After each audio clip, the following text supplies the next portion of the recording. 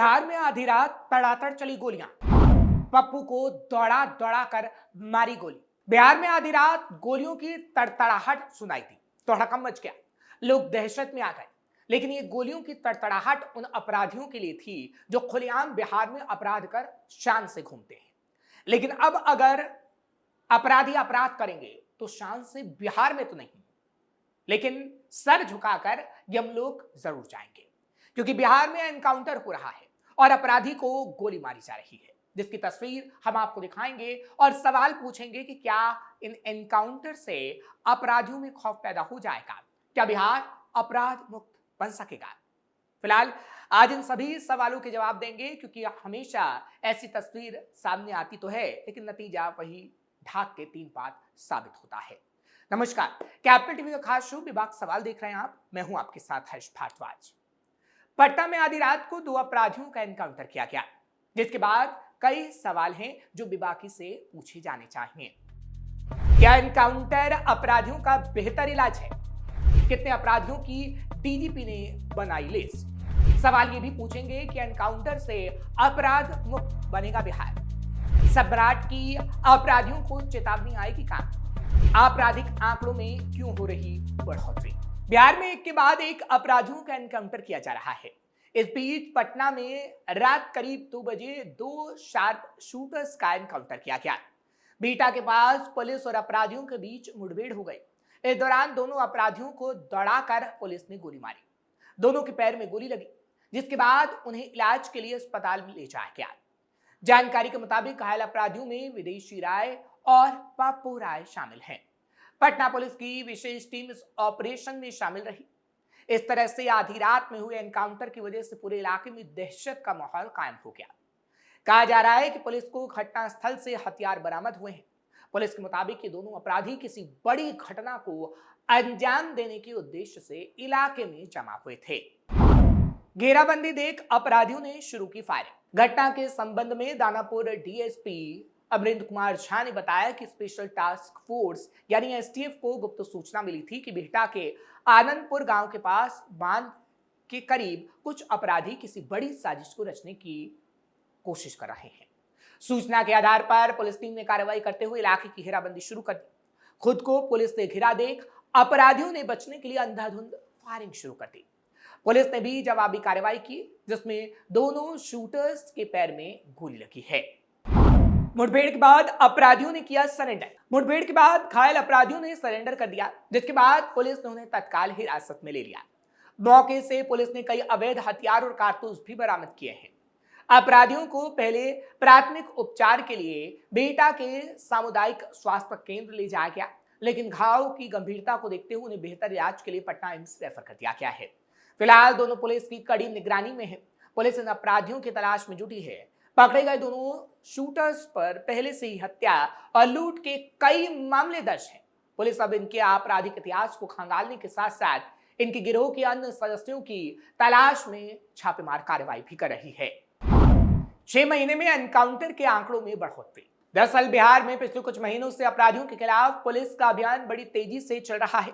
आंकड़ों के मुताबिक पिछले 6 महीनों में अलग अलग इलाकों में लगभग 19 मुठभेड़ की घटनाएं सामने आ चुकी हैं, यानी एनकाउंटर्स। पुलिस अधिकारियों का कहना है कि कानून व्यवस्था बनाए रखने के लिए अपराधियों के खिलाफ जीरो टॉलरेंस की नीति अपनाई जा रही है और ये ताजा कार्रवाई उसी कड़ी का हिस्सा है। पुलिस कर रही शानदार काम। वहीं जहां एक तरफ एनकाउंटर हुआ तो दूसरी तरफ अपराधियों की धरपकड़ लगातार जारी है। बेतिया में पुलिस का एक शानदार काम भी देखने को मिला, जिसके लिए पुलिस की तारीफ हो रही है। पुलिस ने यहां 5 अपराधियों को हथियार के साथ गिरफ्तार किया है, जो बड़ी साजिश को अंजाम देना चाहते थे। अपराधियों की गिरफ्तारी से पहले बेतिया पुलिस के पसीने छूट रहे थे, क्योंकि शातिर अपराधी कभी भी पुलिस पर हावी हो सकते थे। बताया जा रहा है कि गिरोह किसी बड़े अपराध को अंजाम देने की फिराक में था और हथियार खरीद बिक्री का काम करता था। पुलिस ने बेहद सूझबूझ और रणनीति के साथ पूरे ऑपरेशन को अंजाम दिया है, जिसके बाद अपराधियों का पूरा गैंग पुलिस के हत्थे चढ़ गया। बता दें कि बेतिया एसपी डॉक्टर शौर्य सुमन को गुप्त सूचना मिली थी कि सुप्रिया रोड छावनी की तरफ अपराधी किसी बड़े अपराध को अंजाम देने वाले हैं। अपराधियों का वह गिरोह हथियार खरीद बिक्री का काम करता है। एसपी की डीआईओ टीम ने की तुरंत कार्रवाई। हालांकि सूचना मिलते ही एसपी डॉक्टर शौर्य सुमन ने त्वरित कार्रवाई करते हुए एक विशेष टीम बनाई। ये टीम हथियार खरीदार बनकर अपराधियों के गैंग से संपर्क साधने लगी। बेतिया एसपी की डीआईओ टीम 2-3 भागों में बंटकर गैंग से संपर्क कर रही थी। अपराधी एक दिन पुलिस के जवानों को लौरिया, चनपटिया, नौतन और बेरिया घुमाते रहे। पुलिस के 2 जवान जो खरीदार बनकर अपराधियों के पास पहुंचे थे, उन्हीं की गाड़ी में 5 शातिर अपराधी दिन भर घूमते रहे। अपराधियों ने पिस्टल का फोटो दिखाया और उसकी कीमत 30,000 रुपए बताई। पुलिस के दोनों जवान 20,000 रुपए में पिस्टल खरीदने को तैयार हो गए। इसके बाद 5 शातिर अपराधियों ने खरीदारों को अगले दिन पिस्टल देने का वादा किया। अलग अलग टीम सतर्कता से पकड़े गए अपराधी। दूसरे दिन अपराधियों की गैंग ने फिर पुलिस को फोन किया और कहा कि पिस्टल आ गया है, पैसा लेकर आइए और पिस्टल ले जाइए। इसके बाद पुलिस की टीम पहले दिन की तरह 3 हिस्सों में बंटकर पिस्टल खरीदने पहुंच गए। पुलिस की गाड़ी में फिर 5 शातिर अपराधी बैठ गए और दोनों पुलिस कर्मियों को दिन भर घुमाते रहे। रात होने पर अपराधियों ने कहा कि पिस्टल आ गया है, मनुआ पुल चलो। पुलिस के जवान पुल पर पहुंचे, जहां अपराधी पान खाने के बहाने नीचे उतरे। पुलिस के दोनों जवानों को अब शक होने लगा कि अपराधी इनका पैसा और वाहन छीनने की फिराक में है। इस पूरी कार्रवाई की मॉनिटरिंग खुद बेतिया एसपी डॉक्टर शौर्य सुमन कर रहे थे। एसपी को भी समझ आ गया था कि अपराधी अब पलटवार करने वाले हैं, जिसके बाद उन्होंने अलग अलग टीमों को सतर्क रहते हुए एक्शन का तुरंत आदेश दे दिया। इधर पान खाकर लौटे 5 शातिर अपराधियों ने खरीदार बने 2 पुलिस जवानों को कट्टा दिखाकर पैसा मांगना शुरू कर दिया। लेकिन अपराधियों को यह नहीं पता था कि पुलिस पहले से उनकी चाल भांप चुकी थी। चारों तरफ से दर्जनों पुलिसकर्मी एक साथ 5 शातिर अपराधियों पर टूट पड़े और सभी को गिरफ्तार कर लिया गया। गिरफ्तार अपराधियों के नाम निकेश कुमार, सुमित कुमार, अशरफ अली, सागर कुमार और नरेंद्र कुमार बताए जा रहे हैं। इनके पास एक देसी कट्टा, एक जिंदा कारतूस, 2 चाकू और एक बाइक बरामद की गई है। पिस्टल बरामदगी के लिए पुलिस छापेमारी कर रही है। अपराधियों के पूरे गैंग को बेतिया पुलिस ने गिरफ्तार किया है।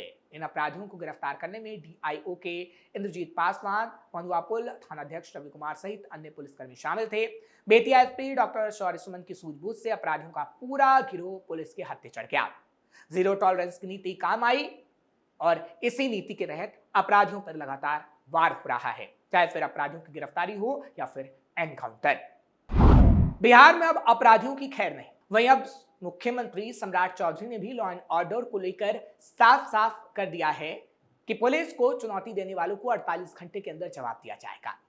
सीएम सम्राट चौधरी ने अपराध मुक्त बिहार का जिक्र करते हुए कहा है कि अब कोई भी अपराधी नहीं बच पाएगा और वही तस्वीर देखने को मिल रही है। दरअसल मुख्यमंत्री की कुर्सी संभालने के बाद सम्राट चौधरी लगातार अपराधियों को सख्त लहजे में चेतावनी देते आ रहे हैं। सोमवार को मुख्यमंत्री ने पटना में मंदिरी नाला पर बने सड़क का उद्घाटन किया और फिर अपने संबोधन में अपराधियों को कड़े लहजे में चेताया।